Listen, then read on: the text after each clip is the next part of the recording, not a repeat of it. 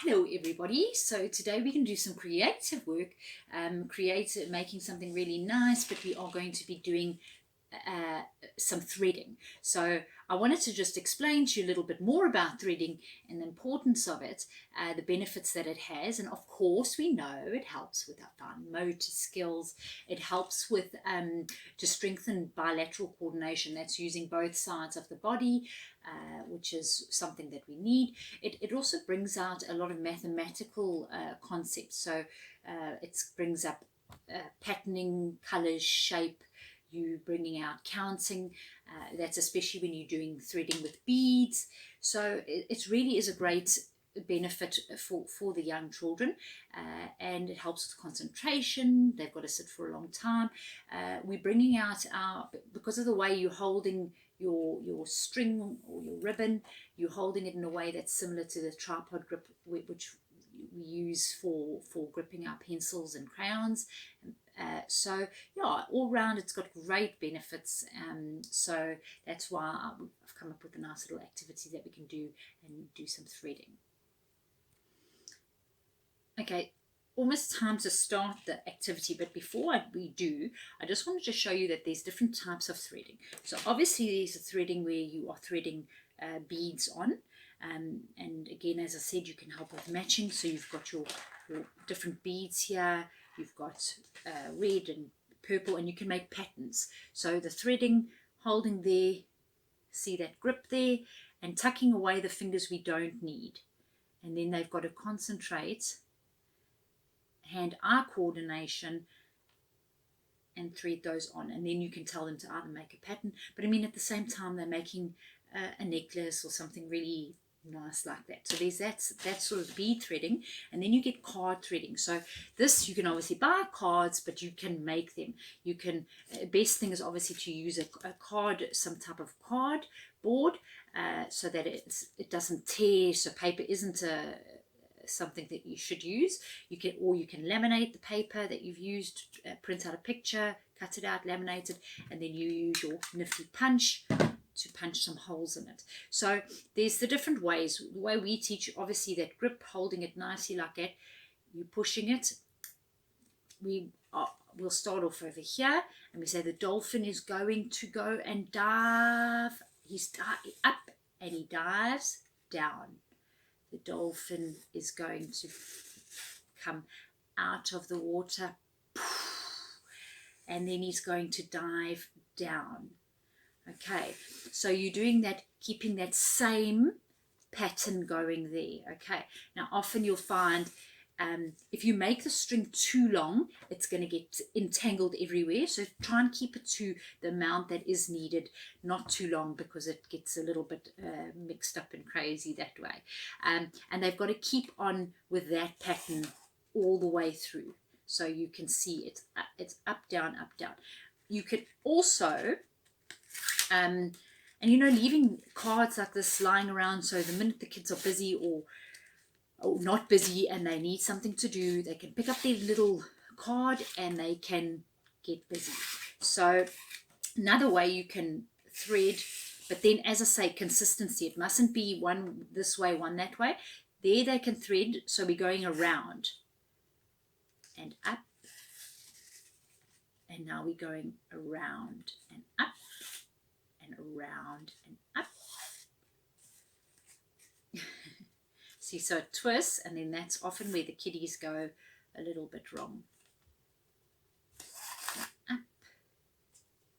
So you can do the outer edges like that, pattern work like that, so they're going around the edges, but then again, it must be consistent all the way through to the end. So whichever sort of way you choose for them to do it, the in and out way or around, you can do, but just keep it consistent so the pattern's the same.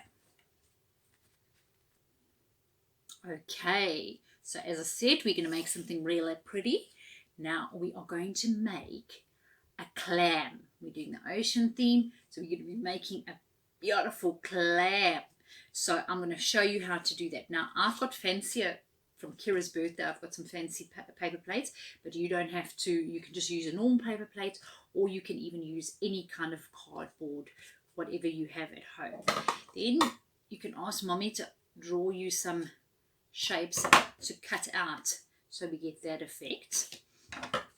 Remember how we hold our scissors in the eye at the bottom.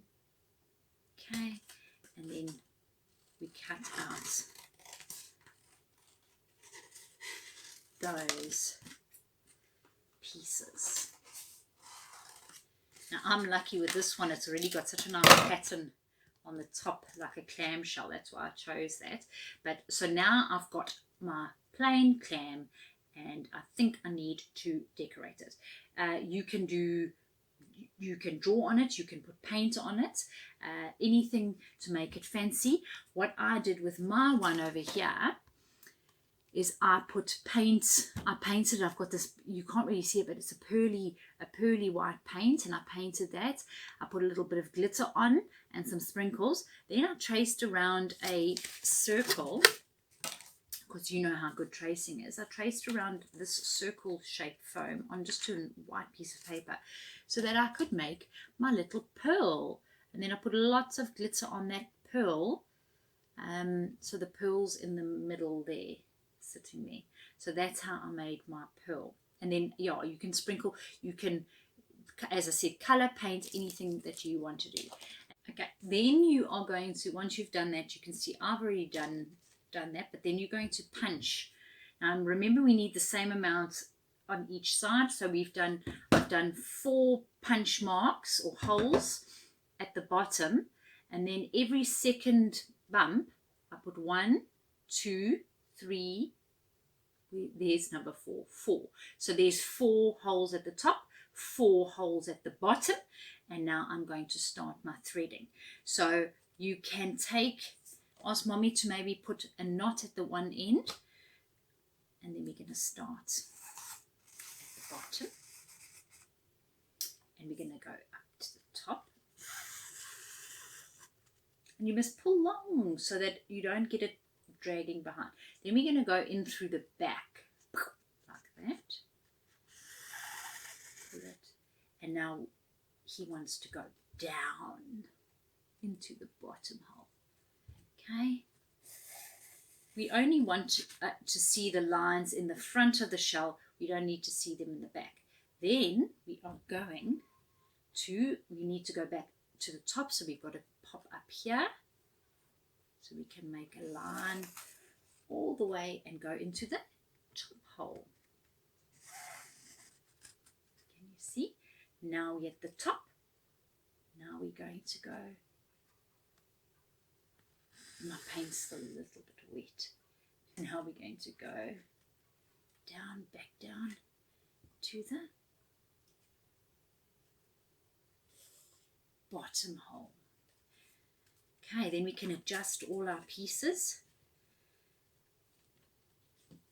And you can either tie it nicely at the back there, or you can leave it loose so you can keep practicing so that you can do it on your own, because you might need a little bit of mommy's help in the beginning, but then afterwards you probably will be able to, if you keep practicing, do it yourself. Because this is if you look at that side, it's got those things, and at the bottom there, but it's up and down. There's different ways to do it, but as long as I've shown you the way that I'm going to do it, and I've done it, and you can do it however sort of is comfortable with mommy's help. Okay, so have fun and enjoy that, guys. Bye.